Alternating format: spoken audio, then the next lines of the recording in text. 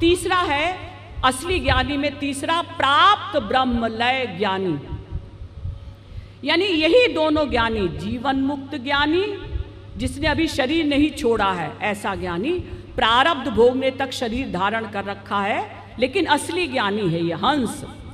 दूसरा ब्रह्मलय ज्ञानी जो समाधि में है। यही दोनों ज्ञानी जब शरीर छोड़ देते हैं और निराकार ब्रह्म में लीन हो जाते हैं तो वो कहलाता है प्राप्त ब्रह्मलय ज्ञानी। तो जैसा कि मैंने बताया कि शुकदेव जी, ये उद्धव जी इन पांचों में दूसरे नंबर के ज्ञानी थे, यानी प्रैक्टिकल ज्ञानी थे लेकिन माया से परे नहीं हुए थे, चूंकि इन्होंने सगुण साकार श्री कृष्ण से प्रेम नहीं किया था, केवल अहम ब्रह्मास्मि तत्त्वमसि अयम आत्मा ब्रह्म प्रज्ञानम ब्रह्म का जाप करते थे। तो भगवान चाहते थे कि मेरा सखा वो दिव्य प्रेम प्राप्त करे, लेकिन मैं क्या करूं? मैं डायरेक्ट इसको प्रेम दान नहीं कर सकता, क्योंकि मेरा कानून है कि संतों के द्वारा प्रेम मैं दिलवाता हूं। नंबर 2, ये मेरा सखा है, अगर मैं इसको कुछ उपदेश दूंगा तो ये कहेगा चुप रह चुप रह, तुझे बहुत पता है। अरे मुझे तेरे से ज्यादा पता है, सखा तू इस अधिकार से कहेगा। तो इसीलिए भगवान ने उद्धव से कहा कि देखो उद्धव, तुम मेरा एक काम करोगे? हाँ बिल्कुल करेंगे। तो ऐसा करो कि मैं जब छोटा था ना, वृंदावन में रहता था, गोकुल में रहता था, हाँ, तो बहुत सी गोपियां हैं वहाँ पर, अभी भी हैं, वो मुझे बहुत प्यार करती हैं। उनपे बहुत सी तो विवाहिता हैं, उनके पति हैं, फिर भी वो मुझसे प्यार करती है पति भाव से। ये गलत है ना उद्धव? उद्धव ने कहा ये तो गलत है। और उद्धव, बहुत सी कन्याएं हैं जिनका विवाह नहीं हुआ, वो भी मुझे पति भाव से प्यार करती हैं, ये भी गलत है ना? मैं किस किस का पति बनूंगा? कितनों को मैं अपनी स्त्री बनाऊंगा? हाँ महाराज गलत तो है। तो ऐसा करो कि तुम उनको जाओ समझाओ। क्या समझाओ? यही कि स्त्री, पति, प्रियतम, प्रेयसी, माता, पिता, भाई, ये सब नश्वर नाते हैं, तुम ही तो ब्रह्म हो। तो तुम ये चिंतन करो अहम ब्रह्मास्मि, मैं ही ब्रह्म हूं। ये रोना धोना छोड़ो, जब तुम ही ब्रह्म हो तो किसके लिए रोती हो? ये सब ज्ञान दे आओ उनको।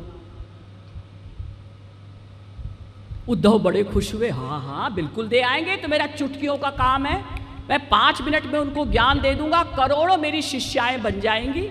बड़े विभोर होकर, बड़े प्रसन्न होकर उद्धव पहुंचे ब्रज में, तो सारी गोपियों ने घेराव कर लिया, क्योंकि उद्धव देखने में भी श्री कृष्ण के समान हैं। वही नीला रंग, वही कमल के समान आंखें, वही सुंदरता। तो अरे तो भगवान के सखा हैं उद्धव, जरूर कोई हमारे लिए संदेशा लाए होंगे, ऐसा सोचकर विभोर होकर सारी गोपियों ने उनका घेराव कर लिया। महाराज आप क्या संदेशा देने आए हैं, हमको बताइए। हमारे प्रियतम श्याम सुंदर सुखी तो हैं, ठीक तो हैं? हाँ हाँ वो तो ठीक है, लेकिन मैं तुमको एक संदेशा देने आया हूं उनकी तरफ से। हाँ हाँ बोलिए, हम तो सुनने को उत्सुक हैं। तो उद्धव ने कहा कि देखो गोपियों, संसार में प्यार करना, स्त्री मानना, किसी को पति मानना, किसी को प्रियतम मानना, माँ बाप, ये सब नश्वर नाते हैं, ये अज्ञान है। और ज्ञान क्या है? ज्ञान ये है कि सब ब्रह्म है, सर्वम खल विदम ब्रह्म, सब ब्रह्म ही ब्रह्म है। तुम ब्रह्म, वो ब्रह्म, वो ब्रह्म, सब ब्रह्म है।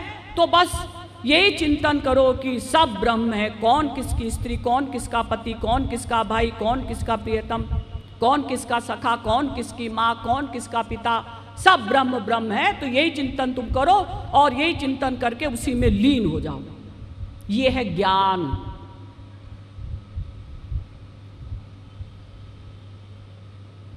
तो गोपियों ने पूरा प्रवचन उद्धव का सुना।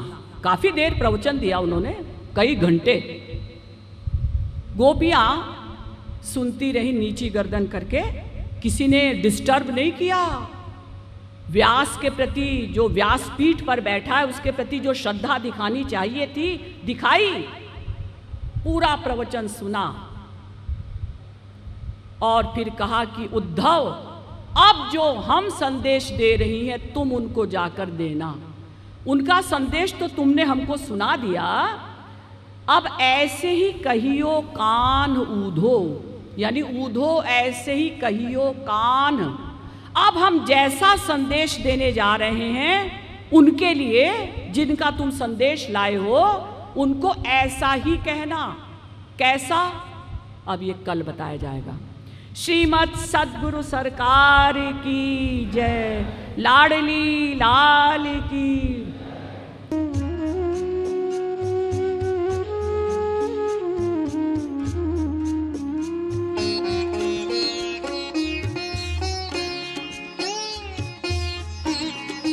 Oh